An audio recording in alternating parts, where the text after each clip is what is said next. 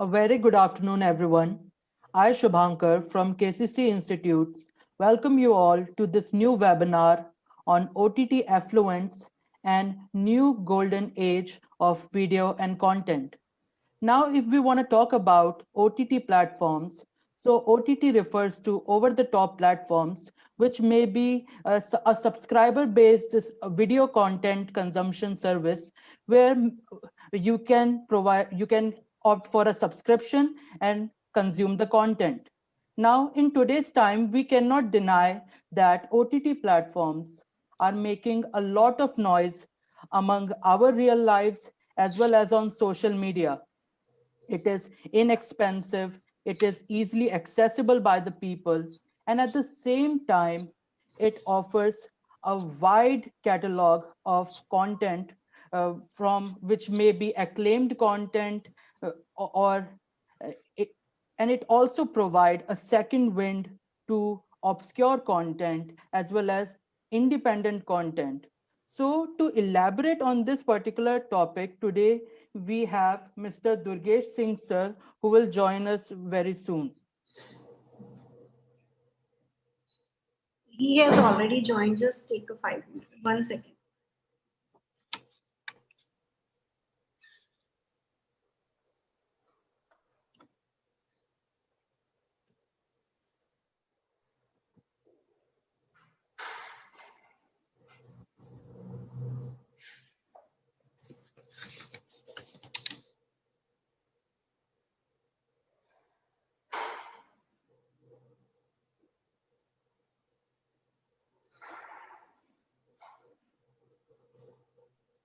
Hi guys.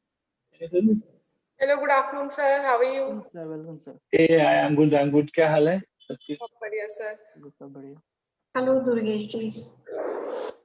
Hi. How are you? So let us start. Yeah, let's start. Yeah.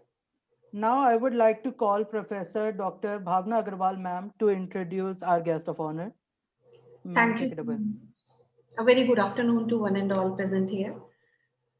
First of all, I would like to welcome Mr. Durgesh Singh on behalf of KCC Institutes to be with us today. It gives me immense pleasure to introduce Mr. Durgesh Singh. He is the well-known writer of the Gullak 2 and also the lyricist for Panchayat. Presently, he is the Associate Creative Director. He was also associated as Creative Supervisor in Publicize. He also worked as Senior Copywriter at DDB Mudra and the Times of India Group and copywriter with Leo Burnett. He has also served in 92.7 Big FM as a writer for many years. He has completed his graduation from University of Allahabad and post-graduation from Makhan Lal Chaturvedi, National University, Bhopal. With this, I would like to invite Mr. Durgesh Singh sir to come and enlighten everyone with his esteemed knowledge. Thank you so much. Thank you, ma'am, and thank you everyone for inviting me and for loving Gullak actually. जो इतना प्यार मिल रहा है show को पूरे देश की तरफ से, लोगों की तरफ से, एंड ओवरवेलमिंग रिस्पॉन्स है शो को लेके, right from critics to common people, and ऐसी जगहों से मैसेज आ रहे हैं जहां से एक्सपेक्टेड नहीं था मैसेजेस का आना. मतलब दुबई, ऑस्ट्रेलिया, लंदन के तो एक चैनल ने इंटरव्यू ही किया, मतलब एंड अंदाजा नहीं था हम लोगों को as a team from TVF और सोनी लिव की जो दूरदर्शन का गोल्डन एरा था, जो हम सबने या हमारे बचपन में हम लोगों ने देखा था, थोड़ा बहुत देखा होगा, हमारी जनरेशन थोड़ा बहुत देखा होगा दूरदर्शन का गोल्डन एरा, जो हम लोग बुनियाद, वाघले की दुनिया, नीम का पेड़, जिस तरह के शोज लोग उस समय देखते थे. गुल्लक उसी डायरेक्शन में एक छोटा सा अटेम्प्ट है, सो दैट हम रिक्रिएट कर सके वही खूबसूरत कहानियों का सिलसिला वापस से OTTs पे. And OTT as a medium मुझे लगता है क्रिएटर्स को वो पावर देता है जो आप कहना चाह रहे हैं, जो आप मतलब अपने गांव की, अपने शहर की, अपने मोहल्लों की कहानियां जैसे आप कहना चाह रहे हैं, जिस तरीके से आप बताना चाह रहे हैं, ओटीटी आपको वो पावर देता है, ओटीटी आपको वो आजादी देता है। एंड और गुल्लक उसी गुल्लक या फिर पंचायत फॉर दैट मैटर, अगर आप पंचायत भी आप सबने देखा होगा, लॉकडाउन में हम सब अपने घरों में बंद थे और पंचायत रिलीज हो गया चुपके से, और धीरे धीरे लोगों ने अप्रिशिएट किया, लोगों तक पहुंचा। और पंचायत आई थिंक ओटीटीज की दुनिया में एक केस स्टडी इस समय है कि रूरल इंडिया की कहानी अब हर कोई कहना चाह रहा है। तो पंचायत एंड गुल्लक आई थिंक उस डायरेक्शन में एक कदम है, and I am very proud कि मैं इन शो से एसोसिएटेड हूँ, पंचायत से as a lyricist and Gullak 2 से as a writer, as a screen writer. और आई होप ये सिलसिला हम आगे बढ़ा सकें, लोगों को और भी एंटरटेन कर सके, उनकी इंडियन कहानियां जो हमारी हिंदुस्तानी कहानियां हैं वो कहानियां बता सके, फैमिलीज की वैल्यू बता सके, एंड साफ सुथरा जो एक मनोरंजन होता है, जो एंटरटेनमेंट होता है, जो मिसिंग है ओटीटीज के वर्ल्ड से। मतलब आप क्राइम से लेके हर जगह सारी चीजें हैं, आप फैमिली के साथ नहीं देख सकते, फैमिली आपके साथ नहीं देख सकती, लेकिन गुल्लक इज द ओनली शो जो आप सबके साथ बैठ के देख सकते हैं और इंजॉय कर सकते हैं। आई थिंक वही अटेम्प्ट था हमारा गुल्लक को लेके आप लोगों के बीच में आने का। आई थिंक और सवाल जवाब करते जाएंगे तो थोड़ा इंटरेस्टिंग होगी बातचीत। सर अगर ये पूछा जाए कि ऐसी स्टोरीज लिखते हुए, जब मैंने पंचायत देखा था या फिर मैंने गुल्लक 1 देखा लॉकडाउन में, और अभी आपके कहने के बाद मैंने गुल्लक 2 देखा क्योंकि मुझे टाइम नहीं मिल पा रहा था। जैसे कि राइटर्स हमारे स्टूडेंट्स भी है, हम भी कुछ कुछ लिख लेते हैं जब सोते हुए थॉट आते हैं हम लोगों को, बट इस तरह की कहानियां आप लोगों के साथ बीती हुई होती है या फिर ये एक मिक्सचर होता है? मतलब ऐसे थॉट्स हम लोगों को बुक्स पढ़ने पड़ेगी या फिर हम लोगों को रूरल इंडिया में जाकर थोड़ा रहना पड़ेगा? किस तरीके से मतलब हम इस टाइप के शोज अपने बच्चों को लिखने के लिए मोटिवेट कर सकते हैं? ये बहुत सिंपल है। आई थिंक कोई रॉकेट साइंस नहीं है, इतना हार्ड कुछ काम नहीं करना पड़ेगा, आपको ऑब्जर्व करना पड़ेगा अपने आसपास। मतलब आपके आसपास गुल्लक इज ऑल अबाउट ऑब्जर्वेशन। मतलब मुझे, अगर आप सबने गुल्लक देखा हो सीजन 2, तो उसमें सिर्फ मैंने अपने आसपास जो ऑब्जर्व किया है वही किस्से हैं। लाइक किटी पार्टी का एपिसोड, अगर आप फॉर दैट मैटर अगर किटी पार्टी का एपिसोड उठाते हैं, तो मुझे बहुत प्रॉब्लम होती थी कि किटी एज अ वर्ड, वो इतनी खूबसूरत चीज है कि, लेकिन हमने एज अ सोसाइटी उसको एकदम डेरोगेटरी कर दिया है कि किटी एज अ सोसाइटी, जैसे हमने किटी सब सुनते हैं हमको हंसी आ जाती है, पर मैंने कभी ये नहीं सोचा था कि क्यों हंसी आती है, इसके बारे में मुझे कुछ कहना था।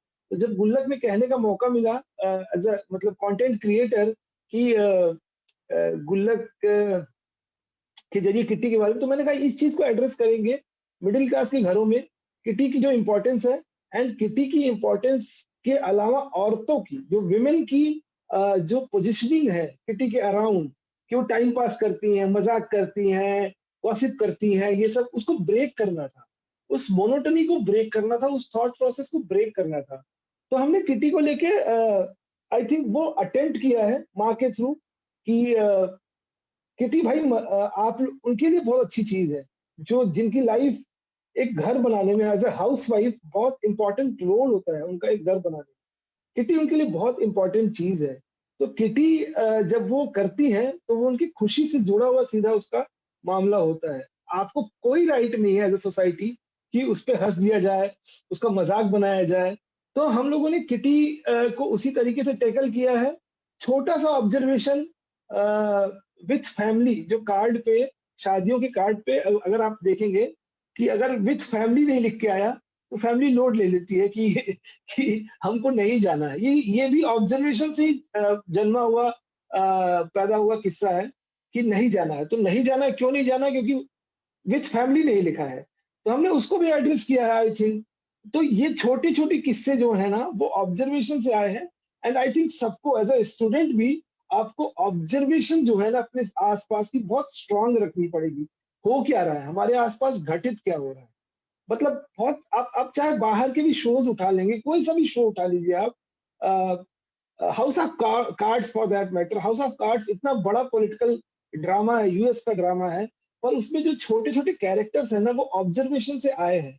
तो मेरे ख्याल से बच्चों को या स्टूडेंट्स को मैं वही एडवाइस करूंगा कि आप कीप ऑब्जर्विंग, एंड अपने आंख और कान खुले रखिए, अवेयर रहिए एंड कीप रीडिंग। आप जितना पढ़ेंगे उतना आपको पता चलेगा कि क्या नहीं लिखा गया है। अगर आप नहीं पढ़ेंगे तो आपको बिल्कुल पता नहीं चलेगा कि क्या नहीं लिखा गया। आप पढ़ते रहेंगे तो आपको पता चल जाए, अच्छा ये तो लिखा जा चुका है, अच्छा ये तो लिखा जा चुका है। तो वो आप नहीं लिखेंगे, आप कुछ नया क्रिएट करेंगे।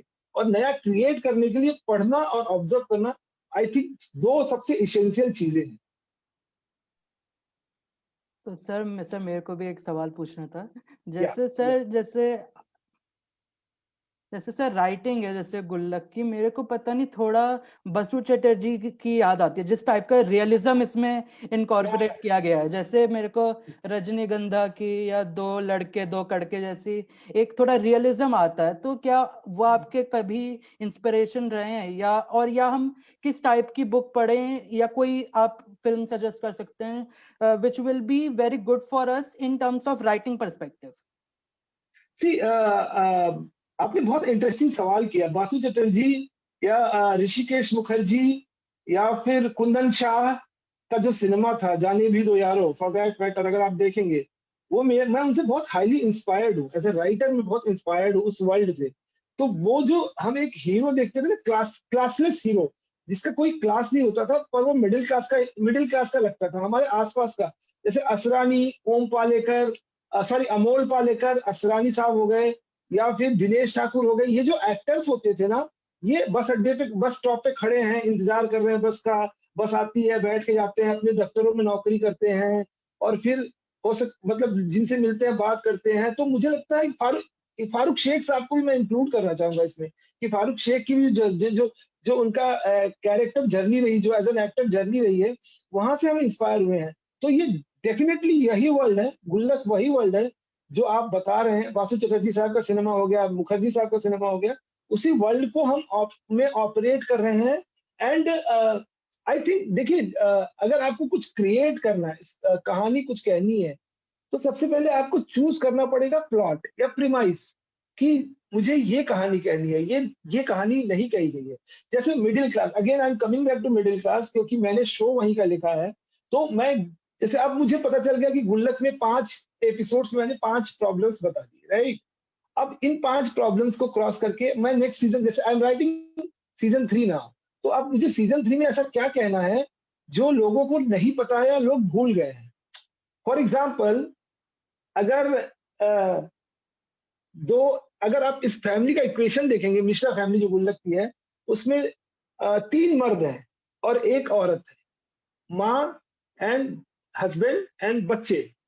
अब इसमें इंटरेस्टिंग क्या होगा कि अगर मैं कोई रिश्तेदार, कोई रिलेटिव एक रात अचानक टपक पड़े घर में, अगर वो आ जाता है सडनली और ये चारों लोग सो रहे हैं, और उस पे भी वो रिलेटिव जो होगा, अगर कोई विमेन होगी, तो इस घर में क्या प्रॉब्लम्स होंगी, क्या अप्स एंड डाउन्स होंगे उसके आने से। एक रिलेटिव जो आता है और वो 1 हफ्ते के लिए रुकना चाहे, 1 दिन के लिए नहीं, अगर 1 हफ्ते के लिए इस घर में रुकना चाहे, तो उसके अराउंड एक किस्सा हो सकता है, उसके अराउंड एक एपिसोड हो सकता है।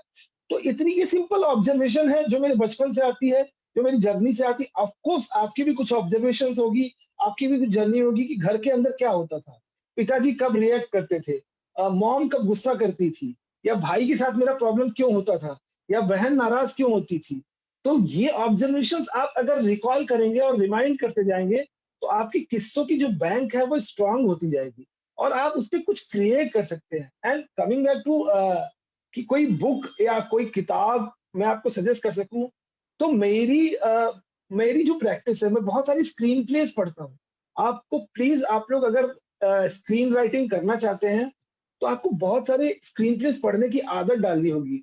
एंड वो स्क्रीन प्लेस कहाँ मिलेंगे, मैं बहुत सिंपल आपको बताता हूँ। फिल्म कंपेनियन करके एक वेबसाइट है अनुपमा चोपड़ा की, उस वेबसाइट पे फ्री में दुनिया भर की ग्रेट फिल्मों के स्क्रीन प्लेस, शोज के स्क्रीन प्लेस अवेलेबल है। जो इस साल हमारी ऑफिशियल एंट्री थी ऑस्कर्स में, जलीकट्टू, उसका स्क्रीन प्ले भी अवेलेबल है वहां पे। आप लोग please as a student, as a cinema student, as a mass media student, जाके वो स्क्रीन प्लेस डाउनलोड कीजिए फ्री में और उनको पढ़िए। आपको समझ में आएगा हर राइटर का, हर क्रिएटर का लिखने का पैटर्न अलग होता है सबका।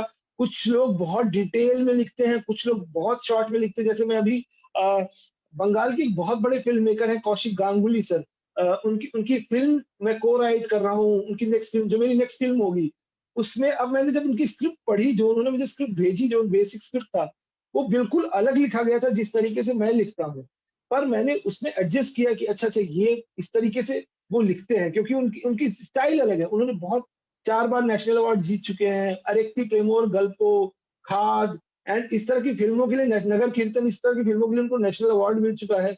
तो आपको स्टाइल ऑब्जर्व करें, स्पीलबर्ग की स्टाइल ऑब्जर्व करनी पड़ेगी आपको, एट द सेम टाइम टारंटिनो की क्या स्टाइल है वो देखना पड़ेगा, इनारितु का पैटर्न क्या है, किस तरीके से इनारितु क्रिएट करते हैं। तो ये सारे पैटर्न्स आपको, आप जब बहुत पढ़ेंगे तो आपको समझ में आएगा, इसके बाद आपका एक पैटर्न डेवलप होगा। इतना स्टडी करने के बाद आपका एक पैटर्न डेवलप होगा and it will take years. I think धीरे धीरे करते करते आपको एक्सपर्टीज मिलेगी, पर I think reading is must. तो वहीं से मैं आपको बोलूंगा कि प्लीज स्टार्ट रीडिंग, अगर अभी नहीं पढ़ रहे हैं आप लोग को।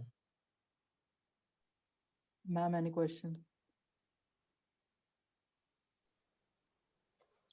सर, ऐसा भी है कि राइटर को हमेशा अकेले में बैठ के लिखना पड़ता है या फिर वो हलचल में बैठ के भी अपनी स्टोरी क्रिएट कर सकता है लोगों के बीच?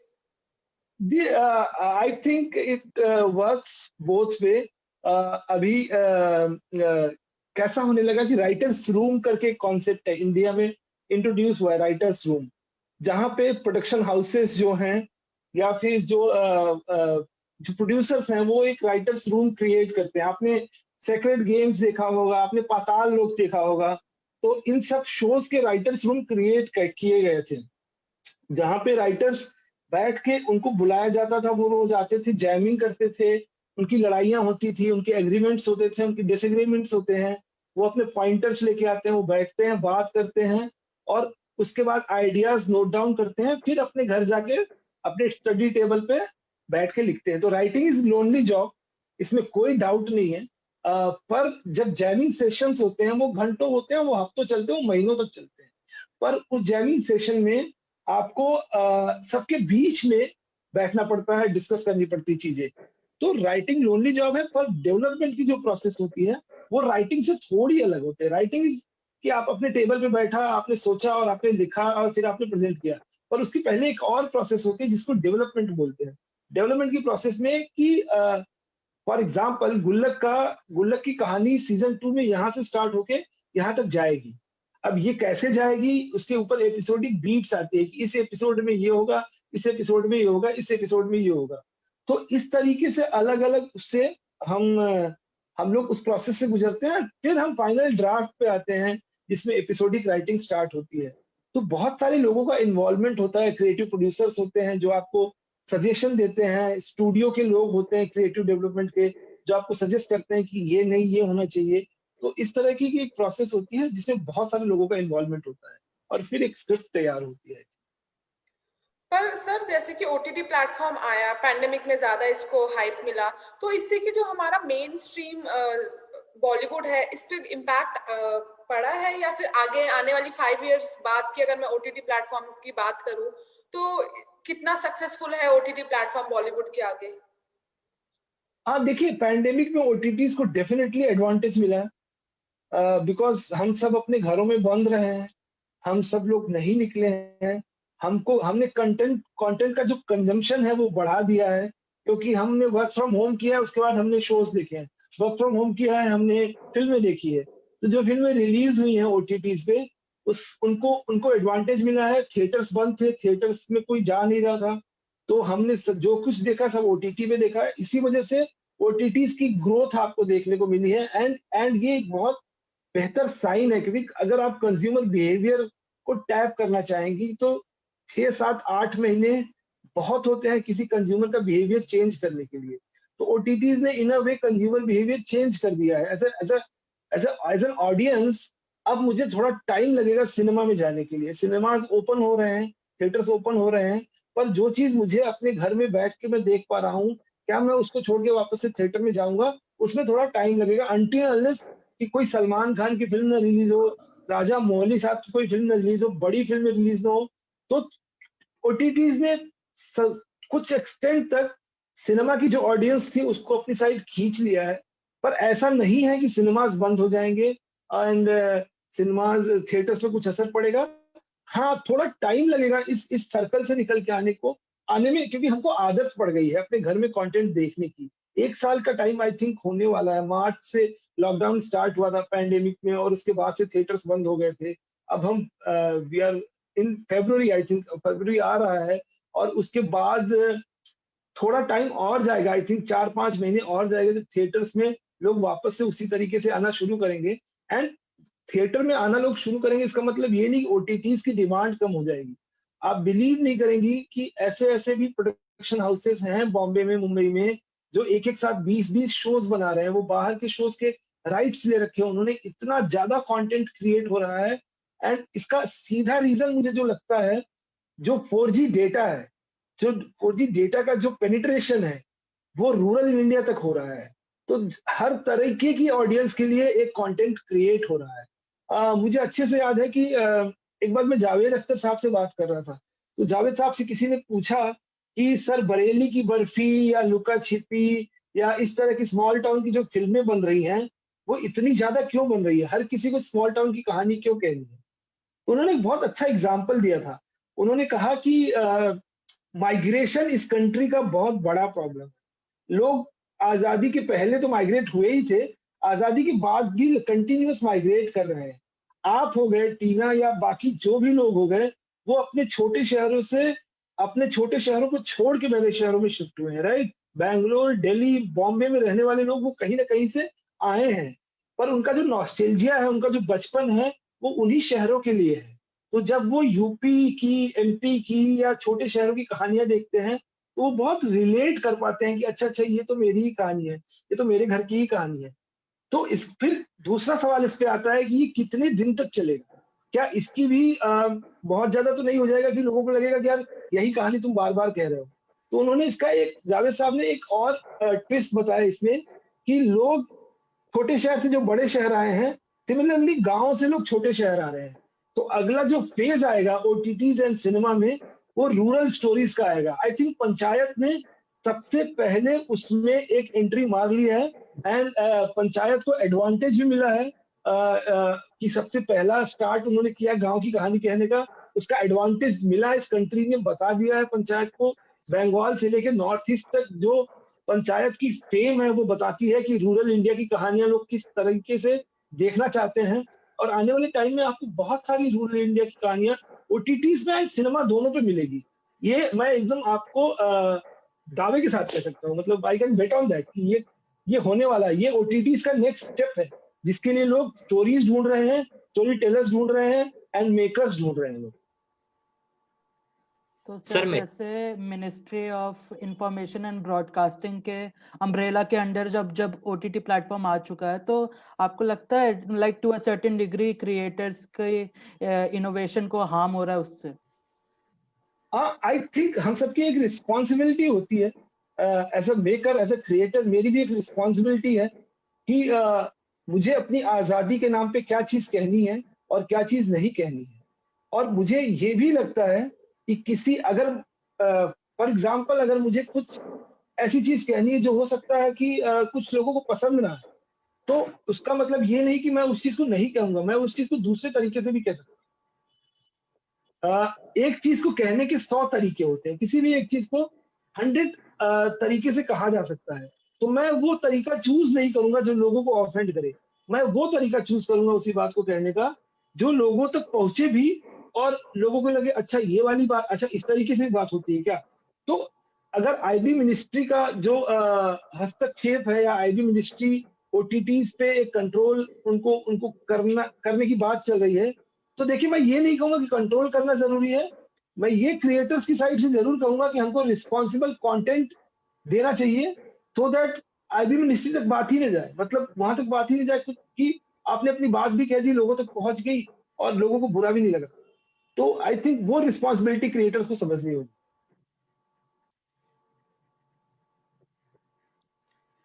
Thank you sir. सर क्या आप ये बता सकते हैं कि where does the OTT data come from?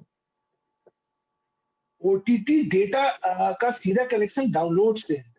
कि जैसे मैं एग्जांपल सोनी लिव का देता हूँ। सोनी लिव पे गुल्लक सीजन 1 जब आया था, तो उनके डाउनलोड्स ऑलमोस्ट नेग्लिजिबल थे, नहीं थे। और जैसे ही गुल्लक का सीजन 1 आया, उनके डाउनलोड्स 100 टाइम्स बढ़े थे, 100 टाइम्स, 100 फोल्ड्स में उनके ऐप के डाउनलोड्स बढ़े थे। तो उस डाउनलोड से अब वहां से पता चला कि सीजन 1 हिट हो गया, क्योंकि जितने भी कंज्यूमर आएंगे, जितने भी एप्स डाउनलोड होंगे, पेड सब्सक्राइबर्स बढ़ेंगे, ये सारी चीजों से पता चलता है कि आपका शो हिट हो रहा है कि नहीं हो रहा है। ये डेटा आपको कहाँ से मिलेगा? ये डेटा आपको जो भी प्लेटफॉर्म्स है वही प्रोवाइड करेगा। अभी तक कोई एजेंसी जैसे बार का टेलीविजन की रेटिंग्स देने के लिए ओटीटी की रेटिंग्स जारी करने वाली अभी तक कोई ऐसी एजेंसी है नहीं। मतलब एज पर माई नॉलेज, हो सकता है कोई हो, पर जितना मुझे पता अभी तक नहीं है। पेड यूजर्स से पता चलता है कि कौन से प्लेटफॉर्म पे ज्यादा लोग क्या देख रहे हैं। लाइक जितना मुझे पता है कि नेटफ्लिक्स और प्राइम के सब्सक्रिप्शन में कुछ 4-5 गुना का अंतर है, 4-5 टाइम्स का अंतर है। तो अब बिकॉज प्राइम के पास उतना पॉपुलर कंटेंट है, बिकॉज मिर्जापुर एंड पाताल लोक एंड फैमिली मैन की जो सक्सेस है उसने प्राइम को अपर होल्ड दिया है, एंड इस वजह से प्राइम रूल कर रहा है ओटीटीज के स्पेस में। नेटफ्लिक्स का जो कंटेंट है वो थोड़ा सा नीश है, वो लोगों तक लेस एक्सेसिबल है, मास इंडिया को वो समझ में कम आता है। तो नेटफ्लिक्स एक नीश इंडिया को कनेक्ट करता है और सब्सक्रिप्शन बेस क्लियरली बताता है कि कितना डेटा का जो आपको डिटेल्स है वो सब्सक्रिप्शन से मिल जाएगी। कितने यूजर्स सोनी लिव यूज कर रहे हैं, कितने यूजर्स नेटफ्लिक्स यूज कर रहे हैं, कितने यूजर्स प्राइम यूज कर रहे हैं, वो डेटा आई थिंक आने वाले कुछ टाइम में डेटा की भी कोई एजेंसी ओटीटीज में आएगी, जिससे आपको पता चल जाएगा कि ये शो कितने लोगों ने देखा, ये शो कितने लोगों ने देखा। अभी तक क्योंकि it is too early, I think OTTs के साथ थोड़ा सा जल्दी है ये समझ पाना कि एग्जैक्ट डेटा, एग्जैक्ट नंबर्स क्या है। Thank you sir. सर मैं नेक्स्ट क्वेश्चन ये है कि ये जॉब और अपॉर्चुनिटीज क्या क्या होंगी साइंस और कॉमर्स बैकग्राउंड के लिए फिल्म्स में? आप किस तरह की चीजें एक्सप्लोर करना चाहते हैं उस पर डिपेंड करता है। अगर आप ओटीटीज में साइंस या कॉमर्स बैकग्राउंड से हैं तो आप किस तरह की, जैसे एक टेक्निकल टीम होती है, एक बैक एंड की पूरी टेक्निकल टीम होती है जो ओटीटीज का स्ट्रीमिंग से लेके सब कुछ हैंडल करती है। कॉमर्स के बैकग्राउंड के लोगों के लिए तो बहुत ज्यादा अपॉर्चुनिटी है ओटीटी के बिजनेस को अगर समझ के वो उस वर्ल्ड में आए, क्योंकि मतलब जितना मुझे लगता है हम तो कंटेंट क्रिएटर हैं, हम तो क्रिएटिव साइड ही ज्यादा आपको बता पाएंगे। और मार्केटिंग जो होगी या फिर पिचिंग जो होती है, बहुत बड़ा टर्म होता है पिचिंग, जो ओटीटीज की दुनिया में एग्जिस्ट करता है। पिचिंग में ऑफ कोर्स कॉमर्स, एमबीए, इस बैकग्राउंड के लोग होते हैं जो आपको हेल्प करते हैं क्रिएटर्स को कि इस शो को ऐसे बेचना है। अब मैंने तो कहानी लिख दी, एज ए क्रिएटर मैंने कहानी लिख दी, लेकिन उस कहानी को कहाँ बेचा कैसे जाए मुझे तो नहीं आ रहा। मुझे तो अच्छी कहानी लिखना आता है ना, उसको बेचा कैसे जाएगा ये मुझे कौन बताएगा? ये जो कॉमर्स या जो एमबीए के बैकग्राउंड से होगा वही बताएगा कि देखिए इसकी पैकेजिंग ऐसे होगी, इसमें इस तरीके से हम बताएंगे। तो वो मतलब इमेंस पॉसिबिलिटी है कॉमर्स एंड एमबीएज को ओटीटी की दुनिया में ऑपरेट करने। आई थिंक मार्केटिंग जो वर्ल्ड है ओटीटी का, वहां पे बहुत बड़ी अपॉर्चुनिटी है, एंड अभी तो ओपन ही हो रहा है। अभी तो मुझे लगता है कि 3-4 नए प्लेटफॉर्म्स तो मुझे पता है जो इस साल लॉन्च होने वाले हैं, और वहां पे बहुत सारे जॉब्स होंगे। और आई थिंक अगर आपको थोड़ी सी भी नॉलेज है, मतलब मैं नहीं बोल रहा हूँ कि बहुत ग्रैंड नॉलेज है, थोड़ी सी भी नॉलेज है इस दुनिया की और थोड़ी बहुत अंडरस्टैंडिंग आप रखते हैं तो जॉब्स को लेके कोई दिक्कत नहीं होने वाली है। एंट्री तो एटलीस्ट एंट्री मिल जाएगी आपको। Then it is up to you, आपका हार्डवर्क, आपका डेडिकेशन वो आपको कहाँ ले जाएगा, पर एंट्री तो इजीली मिल जाएगी क्योंकि पॉसिबिलिटीज अभी खुल रही है। Thank you sir. Sir sir मैं नेक्स्ट, जैसे हम जब डिस्ट्रीब्यूशन के बारे में सोचते हैं, like you are a creator, so अब मैं कौन से ग्राउंड पे ये सेलेक्ट करता हूँ कि मेरे को इस वाली पर्टिकुलर ओटीटी प्लेटफॉर्म को पिच करना चाहिए? वो कौन से ग्राउंड्स होते हैं? कि आप शोज का जो बैकग्राउंड होता है ना, जैसे एज एन ओटीटी प्लेटफॉर्म मैंने किस तरह के शोज अभी तक अपने प्लेटफॉर्म पे सेलेक्ट किए हैं। फॉर एग्जाम्पल, अगर मेरे पास क्राइम है, कोई क्राइम थ्रिलर है, तो मैं डेफिनेटली उसको किसी ऐसे प्लेटफॉर्म पे नहीं ले जाना चाहूंगा जहां पे सिर्फ फैमिली शोज। मैं वो प्लेटफॉर्म देखूंगा कि क्राइम शोज कहाँ पे हैं, मिर्जापुर कहाँ पे है, या फिर सेक्रेड गेम्स कहाँ पे है, पाताल लोक कहाँ पे है। आई थिंक हर ओटीटी की एक फिलॉसफी है, सॉरी, और वो उसी पे ऑपरेट करते हैं। और तो आपको कोई शो पिच करना है, जैसे मेरा नेक्स्ट शो जो आ रहा है, अगेन वो लखनऊ के बैकड्रॉप पे है, एक फैमिली की कहानी है, मिडिल क्लास जो घर बनाना चाह रही, पर घर बनाना बहुत इजी नहीं है। हम सबको पता है कि एज अ मिडिल क्लास घर बनाना कितना टफ होता है, और वो भी जब एक 22-23 साल के लड़के के ऊपर ये रिस्पॉन्सिबिलिटी फर्स्ट जॉब में ही दे दी जाए कि तेरी फर्स्ट जॉब तो लग गई है, अब तो बेटा घर बना ले। तो उस लड़के के साथ क्या होता है लखनऊ में घर बनाने में, इसी पे पूरी कहानी है। अब हमने बहुत क्लियरली चूज किया कि ये किस प्लेटफॉर्म पे जाएगा, तो हमने सारी स्टडी करी कि चलो सोनी लिव पे ये है, नेटफ्लिक्स पे ये है, प्राइम पे ये है, लेट्स गो टू हॉटस्टार। अब हॉटस्टार पे हम क्यों जा रहे हैं, उसके पीछे रीजन है, क्योंकि हॉटस्टार के पीछे, हॉटस्टार नेटवर्क में स्टार के जितने चैनल्स हैं वो टीवी शोज, फैमिली शोज, ये सब बहुत बनाते आए हैं। तो हम हॉटस्टार के साथ आगे जा रहे हैं सो दैट फैमिली जो ऑडियंस है हम उसको टैग कर सके। तो इस तरीके की थिंकिंग होती है आपके कंटेंट के हिसाब से, आपकी कहानी के हिसाब से, आपको क्या कहना है, और आई थिंक उसी से सारी चीजें डिसाइड हो जाती है। आपका कहानी बेसिकली डिसाइड कर देती है कौन से प्लेटफॉर्म पे आप जाना चाहते हैं।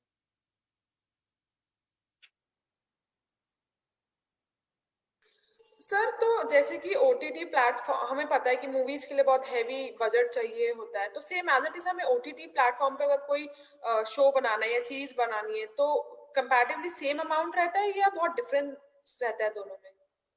अब तो डिफरेंस नहीं रह गया, अब तो डिफरेंस नहीं रह गया। आई थिंक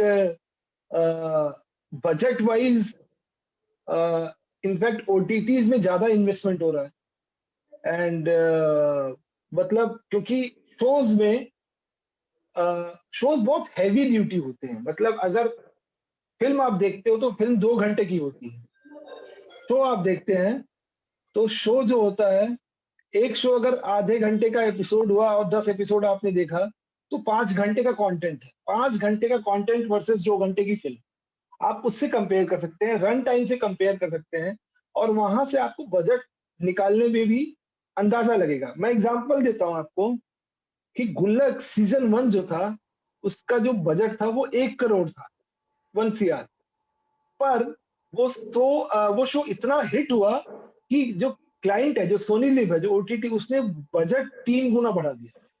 तो सीजन 2 3 करोड़ में बना है, अब सीजन 3 का जो बजट अलॉट करेंगे वो उसके डबल होगा। तो इस तरीके से बजट बढ़ता जाता है आपके शोज के हिट होने पे, उनकी परफॉर्मेंस पे। सिमिलरली आप जब फिल्म्स देखते हैं, फिल्म्स में वन टाइम बजट होता है। आपको एक छोटी फिल्म बनानी है मान लीजिए, तो उसके लिए 10 करोड़ आपको दे दिया गया और उसमें आपको बनाना है। एंड इट ऑल्सो बजट जो है वो डिपेंड करता है बहुत हद तक एक्टर्स की फीस के ऊपर। एक्टर कितनी फीस लेता है, कोई सा भी एक्टर, मान लीजिए एक्टर की फीस ही 20 करोड़ रुपए की है, तो आपका शो या फिल्म जो भी है वो अपने आप और बड़ा हो जाएगा इन टर्म्स ऑफ बजट, क्योंकि 50 करोड़ की फिल्म बनेगी क्योंकि 20 करोड़ एक्टर फीस ले रहा है।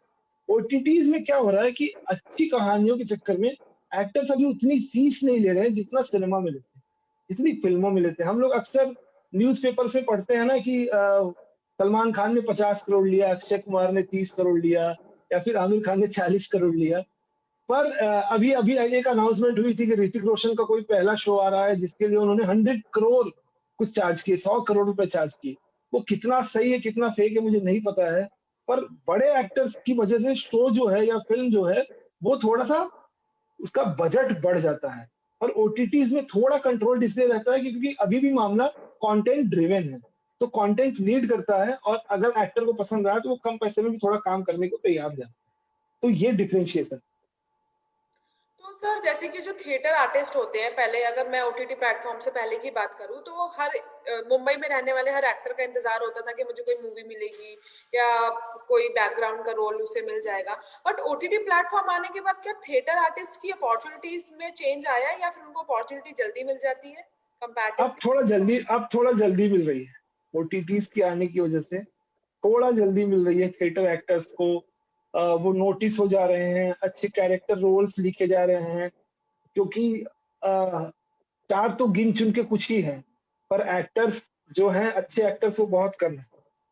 तो कोई नेशनल स्कूल ऑफ ड्रामा से है, कोई अलग अलग ड्रामा स्कूल से लोग आते हैं बॉम्बे। अब क्या है कि क्योंकि कंटेंट इतना ज्यादा बन रहा है तो कहीं ना कहीं उनके लिए रोल्स हैं, हर जगह हर एक्टर के लिए रोल्स हैं। तो पहले जो इतने लिमिटेड प्लेटफॉर्म्स थे, ओटीटी ने क्या किया है, वो नंबर ऑफ प्लेटफॉर्म्स बढ़ गए हैं। नंबर ऑफ प्लेटफॉर्म्स बढ़ गए हैं तो नंबर ऑफ शोज बढ़ गए हैं। नंबर ऑफ शोज बढ़ गए हैं तो of course number of actors ज्यादा लगेंगे, तो उनको काम थोड़ी आसानी से मिल जा रहा है। And I think that is really good कि उस वजह से जो 5 साल में ब्रेक मिलता था, अब 1 साल में मिल जाएगा। जो हमारे एडवर्टाइजिंग रहती है, जैसे कि हमारी एडवर्टाइजिंग स्ट्रैटेजीज रहती है सिनेमा में, कि हम लोगों को पहले अलग अलग स्टेट जाके इसको प्रमोट करना है और ये सारी चीजें, तो ओटीटी प्लेटफॉर्म में जैसे कि पैंडेमिक में हमने देखा कि बहुत सारे back to back seasons release हुए, तो इसमें भी कुछ ऐसे स्ट्रैटेजीज और इन सब पे हम लोगों को पहले पिचिंग और ये सब काम करना पड़ता है? हाँ, डेफिनेटली पैंडेमिक में आपको पूरी तरीके से आपको अपनी मार्केटिंग एंड एडवर्टाइजिंग जो स्ट्रेटजी है वो चेंज करनी पड़ी। हम सब ने चेंज किया। फॉर एग्जांपल, गुल्लक का जो प्रमोशन हुआ है वो out and out video calls पे हुआ है। मतलब आप प्रेस कॉन्फ्रेंस तक हमारी वर्चुअल प्रेस कॉन्फ्रेंस हुई है, जूम पे या कह लीजिए किसी एक ऐप पे, जहाँ पे एक मॉडरेटर है, वो एक्टर से बात कर रहा है, वो क्रिएटर से बात कर रहा है, वो डायरेक्टर से बात कर रहा है, राइटर से बात कर रहा है, and at the same time उसी लिंक पे बहुत सारे जर्नलिस्ट बैठे हुए हैं जो सवाल भी पूछ रहे हैं। तो इस तरीके से वर्चुअल प्रेस कॉन्फ्रेंसेस इंट्रोड्यूस हुए हैं इंडिया में बिकॉज ऑफ पैंडेमिक, क्योंकि लोग एक दूसरे से मिल नहीं पा रहे हैं, लोग एक दूसरे को एक्सेस नहीं कर पा रहे हैं। तो उस तरीके से मार्केटिंग स्ट्रेटजी चेंज हुई है। सिटी टूर्स जो होते थे वो बंद हो गए, सिटी टूर्स नहीं हो पा रहे हैं क्योंकि लोग नहीं जा पा रहे हैं एक दूसरे शहर में, तो वो बंद हो गए। अब सिटी टूर बंद हो गए तो अब मान लीजिए मेरा शो बॉम्बे दिल्ली में रिलीज हो रहा है और लोगों को पता है मुझे लखनऊ तक बात पहुंचानी है, तो जो पब्लिशिंग के जो मीडियम्स थे उसमें इन्वेस्टमेंट थोड़ा बढ़ गया।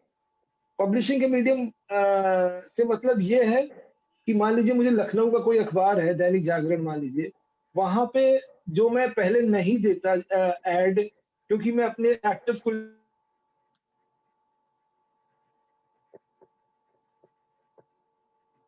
ज्यादा इन्वेस्ट करना पड़ रहा है या ऑनलाइन ज्यादा इन्वेस्ट करना पड़ रहा है क्योंकि एक्टर्स कहीं ट्रैवल नहीं कर पा रहे हैं।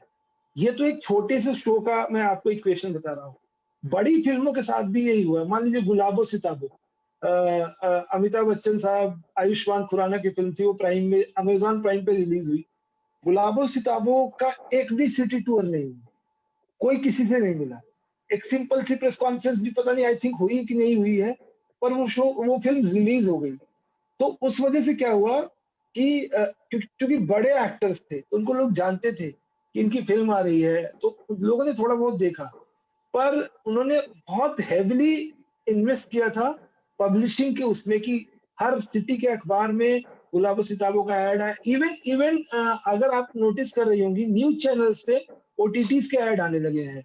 वो एक इंटरेस्टिंग ट्रेंड है जो as a mass media student I think सबको ऑब्जर्व करने की जरूरत है कि हिंदी के न्यूज चैनल्स हो गए, रीजनल चैनल्स हो गए, वहां पे ओटीटीज के ऐड क्यों आ रहे हैं? अब ओटीटीज क्लियरली चाह रहे हैं कि उनका पेनिट्रेशन या उनका जो रीच है वो टियर 2 से टियर 3 की तरफ जाए। जैसे फॉर एग्जांपल मैं बनारस में था पिछले दिनों, मैं एक ढाबे पे बैठ के खाना खा रहा था। उस ढाबे पे एक चैनल आता है, मतलब बहुत फ्री डिश के एक चैनल आता है, B4U। कुछ लोग देखते हैं, कुछ लोग नहीं देखते हैं। B4U is not a paid channel, it is free to air channel. तो B4U चल रहा था उस ढाबे पे, वहां भी मैंने नेटफ्लिक्स का ऐड देखा B4U पे। तब मुझे रियलाइज हुआ, अच्छा नेटफ्लिक्स B4U पे क्यों ऐड कर रहा है? क्योंकि नेटफ्लिक्स ने 199 का मोबाइल पैक लॉन्च किया है। आप अपने मोबाइल के लिए उसको सब्सक्राइब करके देख सकते हैं। तो B4U उस ऑडियंस को भी नेटफ्लिक्स उस ऑडियंस को टैप करने के लिए B4U या उसके जैसे चैनल्स पे वो ऐड दे रहे हैं और लोगों तक पहुंचना चाह रहे हैं। तो ये थोड़ी सी इंटरेस्टिंग चेंजेस आए हैं जो पैंडेमिक में और पुश हुए हैं मार्केटिंग, प्रमोशन एंड बजटिंग को लेकर। सर मैंने इस रीसेंट पीरियड में, ये जो अभी चल रहा है पैंडेमिक के भी और उससे पहले भी, एक पैटर्न नोटिस किया है कि हर ओटीटी प्लेटफॉर्म के पास आज के टाइम में अपना क्राइम वाला है या एक्शन वाला शो है, तो और उसका ओवर सैचुरेशन होता जा रहा है कि सबके पास या तो मल्टीपल भी होंगे। तो उसके पीछे क्या साइकोलॉजी होगी आपको लगता है कि ये बढ़ते आ रहे हैं? क्राइम शोज के बारे में बात कर रहे हैं आप? जी हाँ जी। आप आपका सवाल ये है कि क्राइम शो ज्यादा क्यों आ रहे हैं, राइट? क्राइम शो थ्रिलर वाले बढ़ते ही जा रहे हैं, हर 1-2 महीने में आपको नया सीरीज मिल जाएगी। Because it is easy to sell. And मैं एक एग्जांपल, बहुत सिंपल एग्जांपल देता हूँ, आपका ही सवाल था बहुत इंटरेस्टिंग, उसी से मैं बासु चैटर्जी के सिनेमा में या उनकी फिल्मों में जो हीरो होता था, जो एक्टर होता था, वो बहुत सिंपल लुकिंग एक आदमी होता था, राइट? वो ट्राउजर एंड हाफ आस्तीन की शर्ट पहन के नॉर्मल स्कूटर लेके चला जाता था। अभी आज के टाइम पे कोई इस तरीके से करेगा तो कोई नोटिस भी नहीं करेगा। एक गैंगस्टर, सिमिलरली एक गैंगस्टर जब स्क्रीन पे आएगा, कॉलर पीछे करके, ऐसे रुमाल बांध के, ऐसे बंदूक लेके, तो क्राइम को अटेंशन मिलना बहुत इजी है। क्राइम को I think easy to sell है, उसमें बहुत, और जो हमारे यहाँ क्राइम बन भी रहा है वो बहुत ऐसा नहीं है कि हम कुछ गॉडफादर देख रहे हैं, गॉडफादर जैसा नहीं बन रहा है, वो फिर टैक्सी ड्राइवर नहीं बन रहा है ना, वो नहीं बन रहा है जो हमने बाहर सिनेमा देखा हुआ है। तो यहाँ पे अभी बहुत अर्ली स्टेज है, इसलिए ये सारी जो क्लटर है ये सब ब्रेक हो जाएगा, ये सब धीरे धीरे आई थिंक हट जाएगा, और अच्छा कंटेंट ही बचेगा, उसकी ही शेल्फ लाइफ जो होगी, लॉन्गर शेल्फ लाइफ, वो अच्छे कंटेंट की होगी।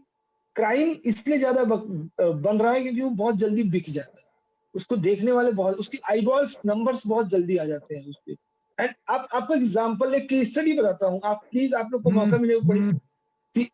सीआईडी इस कंट्री में सबसे ज्यादा लंबे टाइम तक देखा गया शो है। आपने कभी सोचा सीआईडी इतना क्यों देखा इस कंट्री में? 20-22 साल तक सीआईडी चलता रहा, अब जाके बंद हुआ है। क्यों चला सीआईडी? ऑफ कोर्स कंटेंट अच्छा नहीं था, ऑफ कोर्स मतलब ठीक ठीक चीजें थी, पर सीआईडी देखा गया, 22 साल लोगों ने देखा। सिमिलरली क्राइम पेट्रोल आप देखिए, क्राइम पेट्रोल जैसे शोज हर चैनल पे आ रहे हैं, लोग बैठते हैं, देखते हैं, भूलते हैं, चले जाते हैं। लोगों को वो दिमाग नहीं लगाना है कि अच्छा ये इसका कोई आर्क है, अच्छा ये कहानी वहां से शुरू हुई थी, नहीं, एक एपिसोड शुरू हुआ, खत्म, चलो चलते अपना काम करते हैं। तो easy in terms of making, easy in terms of selling, easy in terms of viewing, ये तीनों क्राइम पे अप्लाई होते हैं, इसलिए वो शोज ज्यादा बन रहे हैं। सो सर, रिसेंटली आपने कोई ऐसी टीवी सीरीज देखी है जो आपने बोला कि हाँ ये थोड़ा मतलब क्वालिटी लगे आपको इस पूरे पेंडेमिक के पीरियड में? हाँ, मैंने एक शो देखा, अमेरिका का शो है, बेसिकली नेटफ्लिक्स पे है, बेटर कॉल सॉल, अगर आप लोगों ने देखा हो तो। मतलब मैंने उसका एक सीजन आया था, एक शो तो बहुत पहले से आया, पर ब्रेकिंग बैड का जो ब्रेकिंग बैड का बेसिकली spin-off एक कैरेक्टर का, हाँ, स्पिन ऑफ किया उन्होंने एक कैरेक्टर का, सॉल गुडमैन का। एंड आई थिंक वो मुझे बहुत खूबसूरत राइटिंग लगती है, बेटर कॉल सॉल। और वो ये भी साथ में ये भी बताता है कि एक शो से किसी एक कैरेक्टर को निकाल के एक दूसरा शो कैसे खड़ा किया जा सकता है, एक दूसरा शो कैसे क्रिएट किया जा सकता है। फॉर एग्जाम्पल, अगर मुझे गुल्लक में बिट्टू की मम्मी जो कैरेक्टर है, बिट्टू की मम्मी एज ए कैरेक्टर, वो कैरेक्टर को लेके मैं दूसरा शो कैसे, I am thinking about it. And मतलब मैं आपको बहुत एक ऐसी बहुत पर्सनल बात बता रहा हूँ कि मैं कोशिश कर रहा हूँ कि मैं गुल्लक से बिट्टू की मम्मी को निकालूं, और बिट्टू की मम्मी के नाम पे ही, टाइटल ही हो बिट्टू की मम्मी, उसका एक नया शो बनाऊं जो कि इंडियन मिडिल क्लास औरतों की लाइफ के ऊपर वो शो हो, उन औरतों के स्ट्रगल, उनकी जर्नीज, उनकी हैप्पीनेस, उनके सॉरोज, उनके दुख, उनके सुख, सबको बयान करूंगा। वो औरतें ऐसी हैं तो क्यों हैं, ये सारी चीजें बिट्टू की मम्मी के थ्रू मैं कहना चाहूंगा। तो मैं कोशिश कर रहा हूँ कि जैसा बेटर कॉल सॉल हुआ, वैसा ही बेटर कॉल बिट्टू की मम्मी भी एक शो बन पाए इंडिया में। तो आई थिंक वो बहुत क्लोज है, सॉल गुडमैन का शो जो है मेरे वो मुझे बहुत पसंद है। सर, आपका एक पर्सनल चॉइस थी ह्यूमन वैल्यूज पे लिखना, या फिर आप इंस्पायर हुए पंचायत लिखते लिखते लिरिसिस्ट थे उसके, क्या इसके पीछे क्या रीजन था? कि ह्यूमन वैल्यूज पे लिखना ऐसे कोई पर्सनल चॉइस नहीं है, पर ह्यूमन इमोशंस पे लिखना मेरी पर्सनल चॉइस है। मैं इमोशंस से बहुत डिस्कनेक्ट करके खुद को नहीं देख पाऊंगा, और मुझे लगता है कि मैं ये जरूर चाहूंगा कि मैं जिस किरदार, जिस कैरेक्टर की कहानी कहूं, वो कैरेक्टर, मैं उस कैरेक्टर से कितना रिलेट कर रहा हूं, उस कैरेक्टर की बैक स्टोरी क्या है, अगर वो कैरेक्टर जल्दी गुस्सा होता है तो क्यों होता है, अगर वो कैरेक्टर ऑफेंड होता है तो क्यों होता है, वो कैरेक्टर बहुत नैगिंग है तो क्यों है, वो कैरेक्टर की जो भी प्लसेस एंड माइनसेस हैं उसकी बैक स्टोरी जरूर मैं डिकोड करना चाहूंगा। आप जितने भी अच्छे शोज देखते हैं, कोई सा भी अच्छा शो दुनिया का उठा लीजिए, कोई सी भी अच्छी फिल्म उठा लीजिए आप दुनिया की, उसमें कैरेक्टर की बैक जर्नी जरूर दिखाई गई है कि ये ऐसा क्यों है। अदरवाइज आप कंप्लीट आर्क, मतलब मैं एग्जांपल आपको बताता हूँ कि हम सब ने लंच बॉक्स देखी होगी, the lunch box, Irfan Khan और नवाजुद्दीन सिद्दीकी साहब की जो फिल्म थी, उसमें आपने सोचा कि वो, आपने कभी सोचा कि साजन फर्नांडिस जो कैरेक्टर प्ले किया है इरफान ने, वो इतना अकेला टीवी देखता रहता है, बालकनी में खड़ा होकर सिगरेट पीता है, किसी से बात नहीं करता, बच्चों को खेलने नहीं देता है, जाता है ऑफिस जाता है, ऑफिस से आता है, उसकी लाइफ ऐसी क्यों है? अगर आप उसकी जर्नी पे गौर करेंगे तो वो प्रोविडेंट फंड के दफ्तर में काम करता है, पीएफ ऑफिस में, जहां रिटायर्ड लोगों की फाइल आती है, जहां पे रिटायर्ड लोग आते हैं अपना काम करवाते हैं, अपना फंड निकलवाने। तो उसकी जॉब वैसे ही बहुत बोरिंग है, वो बहुत हैपनिंग जॉब नहीं है। तो उसके करियर में उसकी लाइफ का एक 8 घंटे का जो पार्ट है वो अपने आप बहुत बोरियत में बीतता है। तो चलो ठीक है, दूसरा पार्ट उसकी लाइफ का पर्सनल, ये प्रोफेशनल लाइफ होगी, पर्सनल लाइफ में उसकी वाइफ नहीं है, 20 साल पहले नहीं है। तो दोनों साइड से ही वो लोनलीनेस का शिकार है, वो लोनलीनेस का मारा हुआ है। तो उसके डब्बे में जब एक चिट्ठी आती है तो उसके लिए वो बहुत एक्साइटमेंट की बात होती है, वो नई शुरुआत होती है। तो आपको सडनली वो कैरेक्टर की बैक जर्नी आपको सब स्टैब्लिश, देखिए उन्होंने बताया नहीं कि ये क्यों लोन दिया, उन्होंने बता दिया ये प्रोविडेंट फंड के ऑफिस में काम करता है। अब जिसको समझना है वो समझ लेगा, और जिसको नहीं समझना वो नहीं समझ पाएगा, पर आपको उस कैरेक्टर से प्यार हो जाएगा। अगर मैं एक एग्जांपल और दूंगा आप लोगों को, एक लास्ट ईयर एक मलयालम की फिल्म आई थी, कुंभलंगी नाइट्स, है ना? अगर आप लोगों ने नहीं देखी है तो प्लीज उस फिल्म को देखिए, कुंभलंगी नाइट्स। वो मैं हाईली आप लोग को रेकमेंड करता हूँ। वो फिल्म 4 भाइयों की कहानी है और वो चारों भाई वेगाबॉन्ड है। उनके घर में दरवाजा तक नहीं है, उनके घर में दरवाजा नहीं, घर खुलता है झील की साइड, लेक व्यू है। तो बड़ा भाई कुछ नहीं करता, बीच वाला भाई हॉकी खेलता है, तीसरा भाई जो है वो गाने सुनता है, चौथा भाई सबसे रिस्पॉन्सिबल जो सबसे छोटा है। और उस घर के इक्वेशन में एक लड़की आती है और कैसे उनके चारों भाइयों का इक्वेशन चेंज होता है, और बहुत ही खूबसूरती से उन्होंने फिल्म को, it is not a film, it is poetry, I think कविता है वो फिल्म पूरी। आप देखिए कुंभलंगी नाइट्स, अमेज़न प्राइम पे है, आपको समझ में आएगा कि जर्नीज जो होती है या ह्यूमन इमोशंस जो होते हैं वो किसी किरदार को गढ़ने में या किसी कैरेक्टर को क्रिएट करने में कैसे आपको हेल्प करते हैं। वो चीजें आप समझेंगे तो आपको लिखने में, कहने में, देखने में बहुत मजा आएगा। सर वेब सीरीज के अंदर सेंसरशिप इंपॉर्टेंट होती है कि नहीं होती आपके नजरिए से? यार भाई मैं मैं एक एग्जांपल देता हूँ कि बच्चा जो है अगर वो डरेगा तो अपने पेरेंट्स से वो बात कभी कह ही नहीं पाएगा जो उसको कहनी चाहिए, और पेरेंट्स वो बात कभी सुन ही नहीं पाएंगे जो बात वो कहना चाहता है। एज अ क्रिएटर अगर मेरे अंदर एक डर रहेगा कि मुझे ये चीज कहनी नहीं है, तो मैं वो बात एक सोसाइटी का एक ऐसा साइड जो सबके सामने आना चाहिए वो कभी नहीं आए। आप मुझे पहले ही डरा दोगे कि नहीं नहीं तुमको ये बात नहीं बोलनी है, तुमको ये चीज नहीं कहनी है, तुमको ऐसा नहीं कहना है।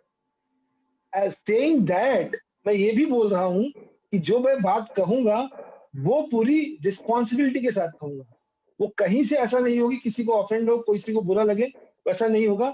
पूरी रिस्पॉन्सिबिलिटी के साथ कहनी चाहिए बात। सेंसरशिप की जरूरत आई थिंक नहीं होनी चाहिए, रेगुलेटरी बॉडी होनी चाहिए, पर सेंसरशिप की जरूरत मेरे ख्याल से नहीं होगी। सर वेब सीरीज बनाने के लिए मिनिमम बजट कितना होना चाहिए न्यू कमर्स के लिए? Depends on the script actually. आपका कहानी क्या है, आपकी कहानी में रिक्वायरमेंट्स क्या है, आउटडोर क्या है, घर के अंदर शूट हो रही है, घर के बाहर शूट हो रही है, लोकेशन कितने हैं, स्टार कास्ट क्या है, ये सारी चीजें जोड़ के आई थिंक बजट डिसाइड होता है। बजट का कोई हार्ड एंड फास्ट रूल नहीं है। मतलब कुछ फिल्में मैं आपको बताऊंगा जो 40-50 लाख में बन गई है लेकिन बड़ी हिट हुई है, और क्योंकि वो आउट एंड आउट कन्विक्शन से बनाई गई है।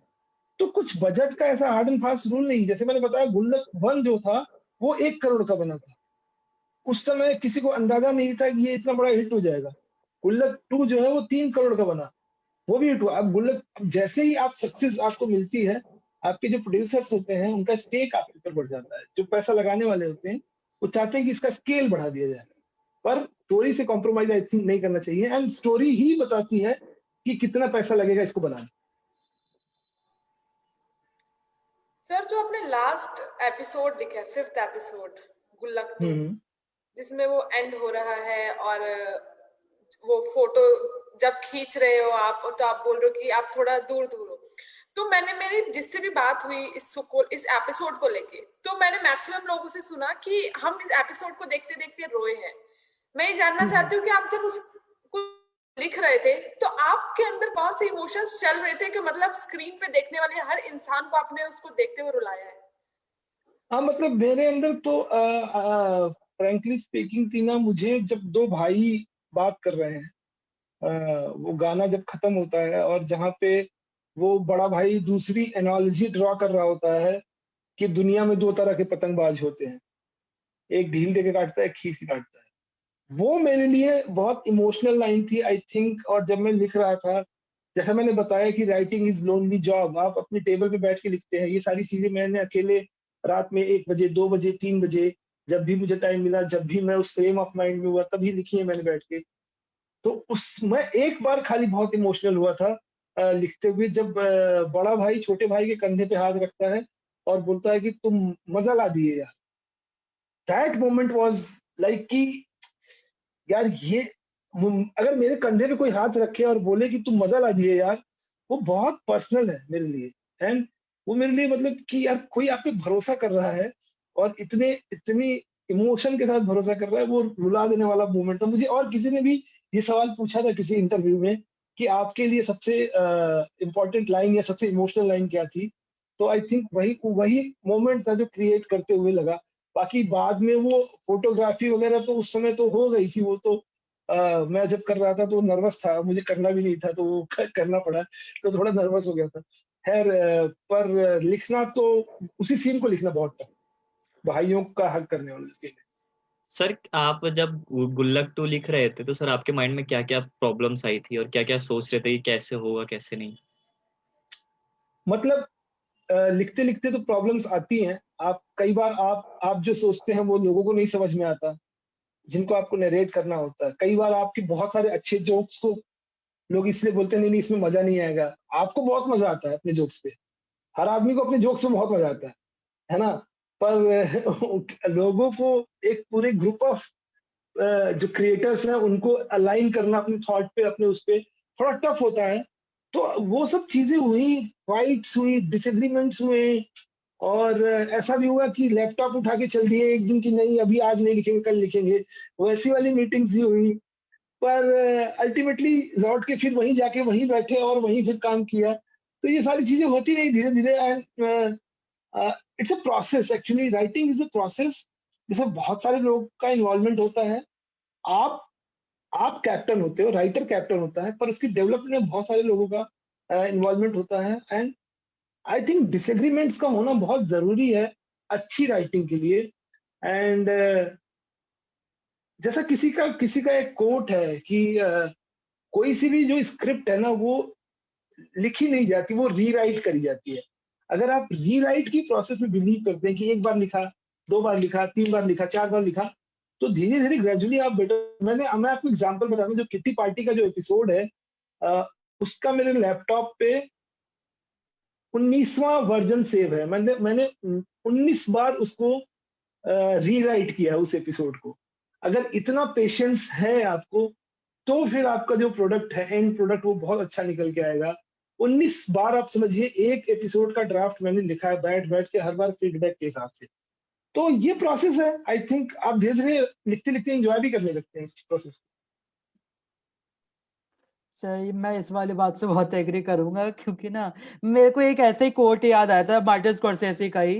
उन्होंने बोला था कि अगर आप आई थिंक आगे उन्होंने बोला कि अगर फर्स्ट ड्राफ्ट देख के अगर आपको वॉमिट नहीं आती है अपनी, तो आप एक अच्छे राइटर नहीं बन सकते हो, उस वाले। और किसी का कोट है, दिवाकर बनर्जी का भी कोट है कि आपने अगर 150 पेज की स्क्रिप्ट लिखी है तो 50 पन्ने काट दीजिए उसके। तो सर जैसे आपको, जैसे अगर pipeline in future, pipeline of time में आप क्या किसी मल्टीलिंगुअल फिल्म में काम करना चाहेंगे, कि अगर कोई मलयालम फिल्म हो या बंगाली फिल्म हो, यार तो आप उसमें अप्रोच कैसे करेंगे? डेफिनेटली मैं मलयालम करना चाहूंगा, मुझे मलयालम आती नहीं।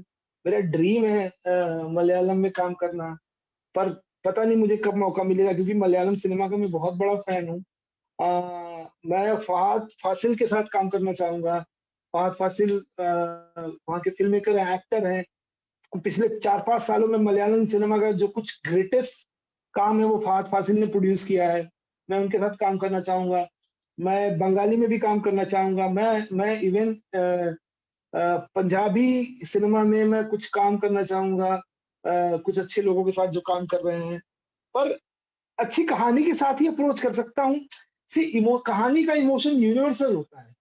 मैं अगर लैंग्वेज चेंज होती है, डायलॉग्स चेंज होते हैं, पर कहानी का इमोशन यूनिवर्सल होता है। मेरे पास कल को कोई बहुत अच्छी कहानी हुई, मुझे लगा मुझे फहद फासिल को अप्रोच करना चाहिए, तो मैं उनको अप्रोच करूंगा। और व्हाई नॉट, पता नहीं बने या ना बने मुझे नहीं पता है, पर मैं अप्रोच तो जरूर करना चाहूंगा। एंड अगर वो बन गई तो फिर तो लाइफ में मजा आ जाएगा। मतलब आप जिसके साथ काम करना चाहते हैं वो अगर आपकी कहानी पे फिल्म बनाए या एक्ट करे, तो वही है। आई थिंक ट्राई करते रहते हैं। सर जैसे कि ह्यूमन वैल्यूज की यहाँ पे बात हो रही है, आपको मुझे लग रहा है मैक्सिमम जो यूथ है जो भी थोड़ा एक्टिव रहता है फोन पर और इंटरनेट वर्ल्ड पर, ये जो वेब सीरीज है गुल्लक 1 और 2, इस पे हमारे मम्मी पापा और थोड़े ऐसे एडल्ट्स लोगों का फीडबैक मिला हो, तो उनके और हमारे कंटेक्स्ट में क्या चेंज मिला हो आपको फीडबैक में? दो चीजें हैं। यूथ को ह्यूमर पार्ट बहुत पसंद आया, यूथ को छोटा भाई जो है ना वो बहुत पसंद आया। पर पेरेंट्स की साइड से या उनकी उम्र के लोगों की साइड से जो बॉन्डिंग, जो फैमिली की बॉन्डिंग की बात हुई है, जो भाई भाई पास आए हैं, जो माँ बाप की वैल्यू समझ में आई है, वो उस पर ज्यादा बात हुई है। जो मुझे रिएक्शन आए मेरे रिलेटिव्स की तरफ से, सबकी तरफ से, वो ओवरवेलमिंग इसलिए रहे कि कुछ लोगों ने जोक्स पे बहुत बात करी, यंगस्टर्स ने जोक्स पे बहुत बात करी। अरे तूने ये वाला जोक बहुत अच्छा लिखा, आपने ये वाला जोक बहुत अच्छा लिखा। कि पर जो थोड़े से सीनियर लोग थे, उन्होंने वैल्यूज और इमोशन की बात ज्यादा करी कि बेटा तुमने फैमिली को मिला दिया, बेटा तुमने हमको रुलाया तो, पर सब साथ में आ गए, चलो सब कुछ अच्छा, अंत भला तो सब भला। तो वैसी वाले बातें ज्यादा हुई है। एंड आई थिंक वो मिक्स ऑफ इमोशन है एक्चुअली। वो बहुत इंटरेस्टिंग है। मतलब वो बताया नहीं जा सकता किस तरह की फीलिंग्स आती हैं जब लोग, कुछ फीडबैक मुझे ऐसे भी आए। जैसे बंगाल से एक फीडबैक आया कि मेरी मॉम कैंसर सर्वाइवर हैं और उनको मैंने दिखाया 2.5 घंटे वो बैठ नहीं पाती, पर आपका शो उन्होंने देखा, फिर पूरी रात हम कडल करके एक दूसरे को सोए, and thanks to you, and ऐसा सब। तो मैं समझ नहीं पाता इस तरह के फीडबैक का मैं क्या रिप्लाई करूं, कैसे रिप्लाई करूं। मतलब वर्ड्स में इनको नहीं मैं एक्सप्रेस कर सकता ना कि थैंक यू या ग्रेटिट्यूड लिख के इसका रिप्लाई नहीं किया जा सकता। तो इस तरीके के फीडबैक भी आए हैं जो कि पता नहीं मतलब हो रहा है कुछ। सर जस्ट अभी मेरे एक क्लासमेट का आया है मैसेज कि how much a writer can earn from a show, ये एक सवाल है। बहुत पैसा कमा मतलब एक स्पेकुलेट, मतलब क्या है, एक मीडियम क्या हो सकता है, सकता। एस्टिमेट? मतलब it is up to you, and it is up to your talent कि भाई आप क्या लिखते हैं, आपने क्या दुनिया देखी है, आप आप अपनी कहानियों को लेके कितना कन्विक्शन है आपके अंदर, कितना कॉन्फिडेंस है जो आप कहना चाहते हैं इस दुनिया में, उसके ऊपर आपको पैसे मिलेंगे। If you are not confident तो पैसे नहीं मिलेंगे। एंड इफ यू आर कि जो मैं कह रहा हूँ यही सही है, आप सुनिए तो सही, आप सुनो तो मेरी बात। तो जैसे एक एग्जांपल आपको देता हूँ कि सलीम जावेद जब लिखते थे ना, अ, जावेद अख्तर साहब और सलीम, तो एक इंटरव्यू उन लोग का CNN IBN पे है, आप तो कभी देखिएगा। उनका एक स्टेटमेंट बहुत फेमस था कि बॉलीवुड में ना करने के पैसे मिलते हैं। आप अगर काम को मना कर रहे हैं तो पैसे आपको ज्यादा मिल, अरे ये आदमी ना क्यों कर रहा है यार, हाँ करने के बहुत पैसे नहीं मिलते। तो जो भी लोग नए आने वाले हैं उनको मैं बहुत क्लियर सजेशन ये देना चाहता हूँ कि आप आइए, डोंट गेट एक्सप्लॉइटेड। यहाँ पे एक्सप्लॉइटेशन भी बहुत अलग लेवल पे है, अलग तरीके से है। घोस्ट राइटर बनने तो बिल्कुल मत आइए, किसी के साथ लिखिए, नाम क्रेडिट नहीं मिल रहा है तो प्लीज मत लिखिए, क्योंकि वो नेक्सस है, वो long long long long loop है जिसमें आप फंस जाएंगे, क्योंकि आपको रेंट पे करना है, आपको बॉम्बे जैसे शहर में सरवाइव करना है। तो वो जो घोस्ट राइटिंग का नेक्सस है वो बहुत बुरा है। आप अपने हक के पैसे मांगिए। मैं एग्जांपल देता हूँ कि जैसे गुल्लक जैसे छोटे शो के अंदर भी आप राइटिंग का जो बजट है वो 20-25 लाख रुपए का बजट होता है। प्राइम का जो शो है उसमें, नेटफ्लिक्स का जो शो है उसमें 1-1 करोड़ रुपए का राइटिंग बजट है राइटर्स के लिए, मिर्जापुर या सेक्रेट गेम्स या फिर पाताल लोक। तो वो उस तरीके से आप इसको समझ के आइए। आप प्लीज प्रॉपर ट्रेनिंग के साथ आइए, गेट योरसेल्फ ट्रेन की, जैसे सेल्फ लर्निंग, किताबें पढ़िए, स्क्रिप्ट पढ़िए, रोज सीखिए, खुद से बात कीजिए, उसके बाद आइए आप उस ट्रेनिंग के बाद, एंड आपको मजा आएगा काम करने में, आई थिंक। सर मेरा क्वेश्चन ये था, सर आपने कितना अर्न करा गुल्लक 2 से? वो मैं डिस्क्लोज नहीं करूंगा। हाँ मतलब डिसेंट है, मतलब डिसेंट अमाउंट है। बट सर जैसे पंचायत, मुझे याद है, अगर मैं अपनी फैमिली कंटेक्स्ट में बात करूं तो पंचायत की बात, ये दूसरा शो है कि हाँ हमारी पूरी फैमिली ने साथ बैठ के देखा हो, कि इसमें मतलब हाँ। जैसे आपने मुझे देखने से पहले बताया था कि हमें फॉरवर्ड नहीं करना पड़ेगा, सीन स्किप नहीं करने पड़ेंगे, कंटिन्यूटी में हम उसको देख पाएंगे। तो ये वाली चीजें मुझे लगता है हमारी सोसाइटी में अभी ह्यूमन वैल्यूज और इन सब की बहुत ज्यादा जरूरत है। जैसे कि हमने पैंडेमिक में देखा कि डिप्रेशन और ये सारी चीजें हम लोग को बहुत ज्यादा इफेक्ट करने लगी, लोनलीनेस लोगों में आने लगी, लोग बाहर लोगों से मिल नहीं रहे थे, और आपस में मतलब हम रहते तो इंडिया में हैं बट कहीं 4 कमरे के फ्लैट में रहते हुए हम सब एक कमरे में रहना पसंद कर रहे थे। बट ऐसे शोज हमें एक कमरे में समट कर देखने के लिए फोर्स करते हैं कि हाँ आप अपने पेरेंट्स के साथ बैठ के देखिए, अपने भाई बहन के साथ बैठ के देखिए। आई थिंक वही यूएसपी है। और TVF as a content creator, उनकी फिलॉसफी भी है कि सबके साथ देखिए, फैमिली के साथ देखिए, एंड जो मिस कर दिया लाइफ में ना वो दिखाएंगे हम। आप जो आपके आसपास जो आप कैच नहीं कर पा रहे हैं वो हम बताएंगे। एंड पैंडेमिक ने तो लोगों को बहुत ज्यादा रियलिटी चेक कराया ना। इस पैंडेमिक ने, आप अकेले तो पहले भी थे, इस पैंडेमिक ने बता दिया कि आप अकेले नहीं, आप एकदम अकेले हैं। है ना। तो उसकी वजह से पंचायत या गुल्लक जैसे शोज की जो सक्सेस हिस्ट्री है वो थोड़ी सी और बड़ी हो जाती है, क्योंकि लोगों को वो लोनलीनेस से, अकेलेपन से डर भी लगने लगा।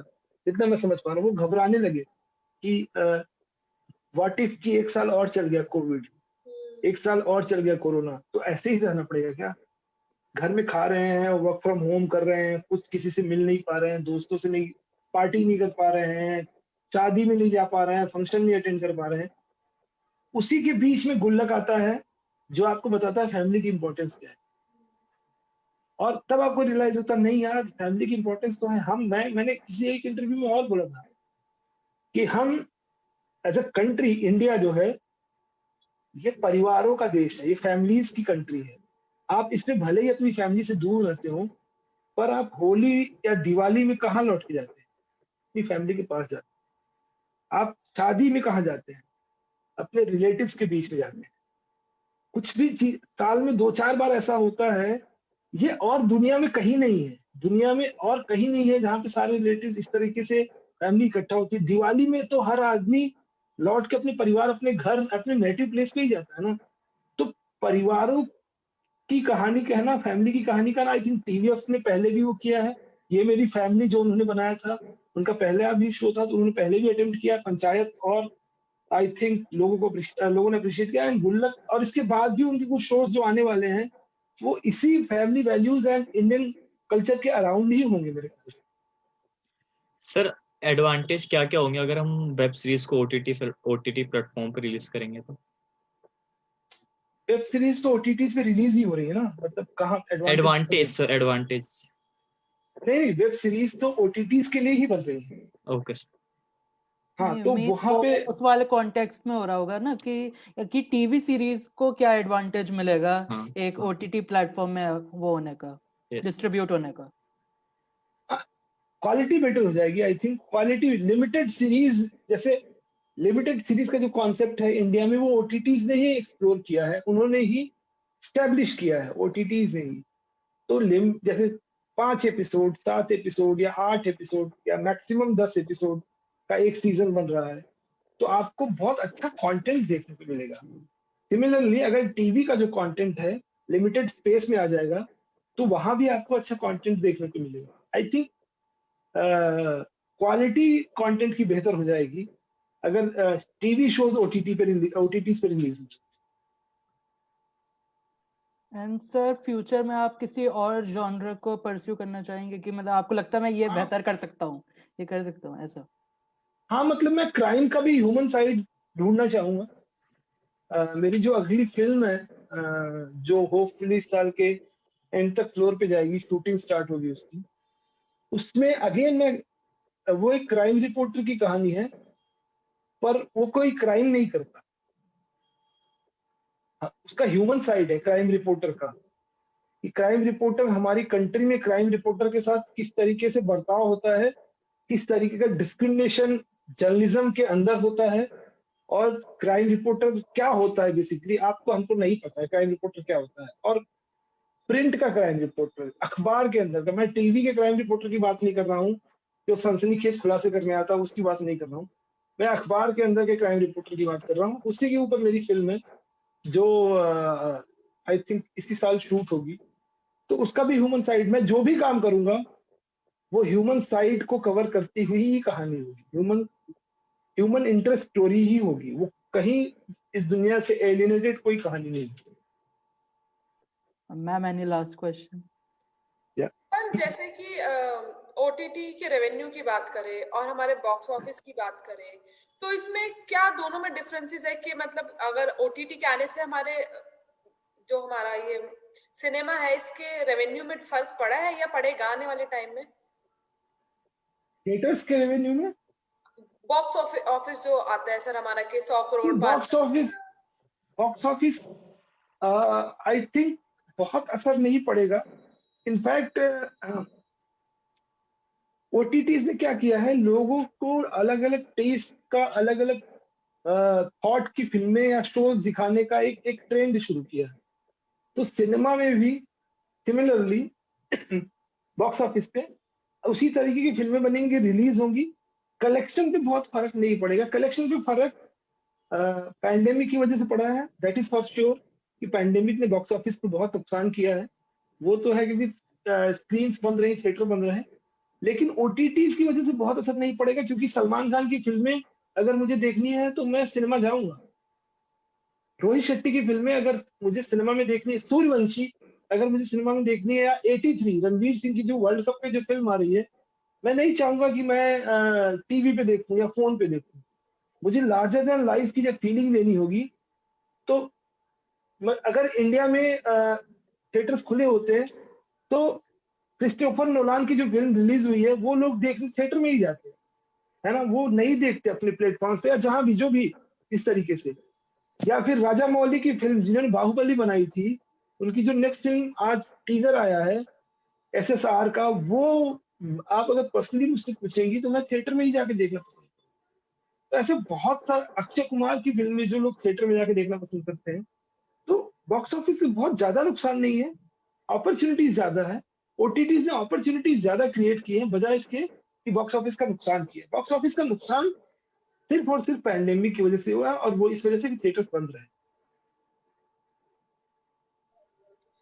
तो सर जैसे आप लोग जो है जब ओटीटी के कैरेक्टर्स की बात करते हैं या लिखते हैं तो ऐसा होता है कि जैसे स्टैंड अप पे हम लोगों ने देखा है कि सैफ अली खान को हमने लिया है तो कि एक्टर से फर्क पड़ता हो कि हाँ हम लोग कोई नामी गिरामी एक्टर लेंगे या फिर हाँ, एक एक्टर से फर्क थिएटर का बच्चा उठा रहे हैं या एक्टर उठा रहे हैं? एक्टर से फर्क पड़ता है, क्योंकि ऑडियंस का जो पुश है, इनिशियल पुश, वो बड़े एक्टर की वजह से बढ़ जाता है। लेकिन अगर शो का कंटेंट बहुत अच्छा है, मैं आपको एग्जांपल देता हूँ, पाताल लोक। पाताल लोक में एक भी ऐसा एस्टेब्लिश कैरेक्टर नहीं है, अगर आपने देखा हो। एस्टेब्लिश एक्टर नहीं है, सॉरी, एक्टर नहीं है, एक्टर नहीं है। जयदीप अहलावत का जो कैरेक्टर है, जयदीप अहलावत एक अच्छे एक्टर हैं, पर वो स्टार नहीं है, वो हीरो नहीं थे पाताल लोक से पहले तक। तो पाताल लोक ने उस मिथ को भी तोड़ा है और बताया है कि अच्छा कंटेंट अगर आपके पास है तो इनिशियल पुश तो नहीं मिलेगा, लेकिन वर्ड ऑफ माउथ स्ट्रांग होके धीरे धीरे आपका शो बड़ा हो जाएगा। सैफ अली खान के बावजूद, सैफ अली खान के बावजूद होने के बावजूद तांडव उस तरीके से परफॉर्म नहीं कर पाई। ऑफकोर्स वो कंटेंट पे डिबेट हो सकती है, नहीं हो सकती है, वो जो भी है, पर इनिशियल पुश, हाँ, बड़े एक्टर्स किसी शो या किसी फिल्म को इनिशियल पुश जरूर दे देते हैं। तो सर गुल्लक 3 कब तक आ रहा है हम लोगों के बीच में? हाँ, अभी राइटिंग शुरू हो रही है। आई थिंक 4-5 महीने लगेंगे लिखने में, और इस बार हम 3 और 4 हम लोग साथ में शूट करेंगे, पर I think end of the year तक शूट हो जाना चाहिए, और 2022 में आपको देखने को मिलेगा गुल्लक 3। क्योंकि आप लोग हमें ऐसे मोड पे छोड़ जाते हैं कि हम लोग इंतजार करते हैं कि इसके बाद रिलीज हो, फटाफट से रिलीज हो। हाँ, पर राइटिंग में थोड़ा टाइम जाएगा, उसकी राइटिंग स्टार्ट हो रही है, एंड आई थिंक लिखने की चीजें दिमाग में आती है कि मैं मतलब इतनी बहुत थोड़ा सा लिखती हूँ जो कि सब लिखते हैं कि हाँ ऑडियंस को यहाँ पे हुक करके रखना है, यहाँ पे चेंज लाना है, और इसके बाद मतलब क्यूरियोसिटी हमारे अंदर इतनी होती है कि हाँ नेक्स्ट एपिसोड आए, फटाफट से नेक्स्ट है। अब हम लोग नेक्स्ट सीजन का वेट कर रहे हैं वापस से। आई थिंक वो दिमाग में आपके रहता है कि यार ऑडियंस अगर हुक नहीं होगी तो कैसे काम चलेगा। ऑडियंस का हुक होना तो बहुत जरूरी है, इन्वॉल्व होना बहुत जरूरी है, कि उनको अगर मैंने ये पेन, ये हंसी, ये फीलिंग अगर वो कनेक्ट नहीं कर पाए तो वो हमारा शो क्यों देखेंगे। तो उन ऑडियंस को भी हमें एक कैरेक्टर मान के चलना पड़ता है कि ये कैरेक्टर को ये शो अच्छा लगना चाहिए, मैं जो कहानी कह रहा हूँ इसको पसंद आएगी कि नहीं। तो कंसिस्टेंटली आई थिंक हमारे दिमाग में ऑडियंस रहती है कि ऑडियंस किस तरीके, अच्छा इनको लोगों तक जोक पड़ेगा कि नहीं, लोगों को जोक समझेगा कि नहीं। अरे यार, ये बहुत ज्यादा कठिन तो नहीं हो रहा है, मतलब कोई ऐसे लेयर्स तो नहीं लग रही कि अच्छा लोग ऑफेंड तो नहीं हो जाएंगे। ये एज अ राइटर आपके दिमाग में कंटिन्यूस चलता रहता है कि ऑडियंस कैसे इस पे रिएक्ट करेगी। ओवरऑल सेशन सर बहुत बढ़िया रहा, मतलब ये 1-to-1 कॉन्वर्सेशन जो हुई हमारी, मतलब हम लोग लेक्चर के पर्पस से थे बट ये 1-to-1 कॉन्वर्सेशन से और ज्यादा थॉट्स और अच्छी चीजें निकल के हमारे प्लेटफॉर्म पर आ पाई, और हम लोग वेट करेंगे कि फटाफट से पैंडेमिक खत्म हो और हम आप हमारे स्टूडेंट्स के बीच में अपनी पूरी टीम के साथ केसीसी इंस्टीट्यूट्स में आए। आई होप आप लोगों को पसंद आया हो। मतलब मैं जहां भी मुझे बुलाया जाता है या जहां भी मैं जाता हूँ, मैं बहुत ज्यादा ज्ञान अपनी साइड से नहीं दे पाता, मैं इंटरेक्ट करना चाहता हूँ लोगों से, कि लोग सवाल पूछे और फिर मैं जवाब दूं। तो वो ज्यादा मुझे इंटरेक्टिव सेशंस में ज्यादा मजा आता है, बजाय इसके कि वन साइडेड मैं बोलता रहूं लोग सुनते रहें। वो उसमें मेरा भरोसा ऐसा नहीं है कि नहीं है, पर वो मेरा पैटर्न नहीं है। तो इसी वजह से मैंने इंट्रोड्यूस करते ही बोला कि लेट्स इंटरैक्ट, बात करते हैं। आई होप आप लोगों की थोड़ा काम की चीजें हो, आप लोग को समझ में आया हो जो मैं बताना चाह रहा हूँ, जो मैं कहना चाह रहा हूँ, और आई थिंक थोड़ी मीनिंगफुल बातें हो जो आप तक पहुंची हो। नहीं, जैसे सर बहुत सारी चीजें पता चली कि हम लोग रिसर्च गैप की बात करते हैं बट आपने प्रैक्टिकल वर्ल्ड में बताया कि अगर हम लोग पढ़ते रहते हैं तो हमें पता होता है कि कौन सी चीज लिखी जा चुकी है और कौन सी चीज करेक्ट अभी। करेक्ट तो ये करेक्ट करेक्ट छोटी चीजें बच्चों को मतलब समझने की बहुत जरूरत है, क्योंकि अभी ये लोग बहुत ही बिगनिंग पीरियड में है, first year second right year. तो राइट ये बच्चे लिखते हैं तो इनको किक मिले, मोटिवेशन मिले। Right right. One two one तो आई थिंक वही, ये सारी चीजें ज्यादा बेटर वे में निकल के आई है सर। हाँ, 1-to-1 कॉन्वर्सेशन में आई होप क्लासरूम में जब अपन होंगे तो और बातें हो पाएंगी। Yes, sir. So, sir, this was perhaps a great learning experience for all of us, and on behalf of all the participants and KCC institutes, I would like to place on record my heartiest gratitude to Mr. Durgesh Singh, sir, for this knowledge-rich quality session. Thank you so much, sir, once again from the KCC Institute. Thank you guys, thank you. We'd like to see you at our campus. Yeah, I would definitely love to visit. And 1-to-1 class में बात करने का अलग ही feel होता है, and वो उस पे ज्यादा बातें शेयर हो सकती है। Thank you so much. Thank you ma'am, thank you.